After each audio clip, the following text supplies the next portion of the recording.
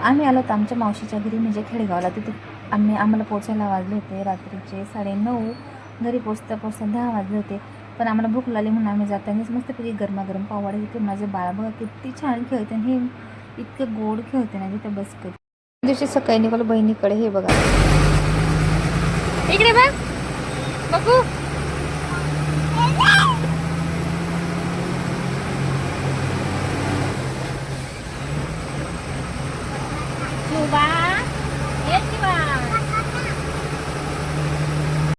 मी माझ्या बहिणीच्या घरी पोहोचेल. हे बघा माझं बाळ किती छान खेळते, कारण त्यांनी प्रवास केला तर प्रवास करून त्याला फार कंटाळा धंदा खूप रडत होता.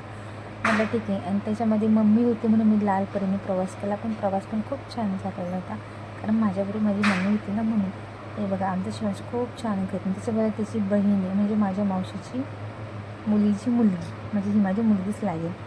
आणि मोठ्या बहिणीच्या घरी आले स्वयंपाक नाही केला असं कधी होणार आहे का? नाही होणार. ती म्हणे आज स्वयंपाक तू कर. म्हटलं ठीक आहे. सरांना उपास होता.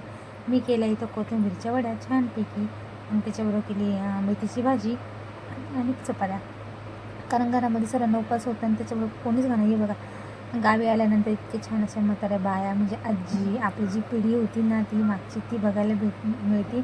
शहरामध्ये असं काही बघायला भेटत नाही. हा आहे माझ्या बहिणीचा मुलगा तेजस. तो मस्तपैकी छान सरांना चहा घेऊन आला होता. आणि आज होती तुळशीचं लग्न. म्हटलं ठीक आहे. ती म्हणे इथं रांगोळी काढ. म्हणजे आज तिच्याच घरी आम्ही तुळशी विवाह साजरा केला. तुम्ही बघू शकता मी छानपैकी छोटीशी रांगोळी काढली तिच्या इथे, आणि तुळशीला दिवा, अगरबत्ती, कुंकू, हळद दिलं. आणि असं झालं आजचा आमचा छोटासा कार्यक्रम, ते पण म्हणजे तुळशीचं लग्न. माझ्या घरी नाही केलं, पण बहिणीच्या घरी केलं. तिचं घर काय माझं घर काय सेमच आहे, पण आज आम्ही तिच्याकडे आलो होतो. तुम्ही बघू शकता मी कशी रांगोळी काढली. तिचा मुलगा माझा व्हिडिओ काढत होता. म्हटलं काढ. हे बघा छान आहे ना. म्हणजे घरामध्ये छोटे मोठे कार्यक्रम असते का असं रांगोळी काढायला मला खूप आवडतं, म्हणून मी तिच्या इथं रांगोळी काढली. बघू शकता तुम्ही. आता मला जेवण करायचं होतं. आमच्या सर्वांची जेवणं झाली असं म्हटलं तरी चालेल, तर अर्ध्यांची जेवण झाली, अजून बाकी. आणि हे बघा बाहेर आलेलो आम्ही छानपैकी, एकदम शांतता आहे. आणि तुम्हाला जर माझा छोटासा मिनी व्लॉग आवडला तर लाईक, कमेंट, शेअर करायला विसरू नका. Okay bye.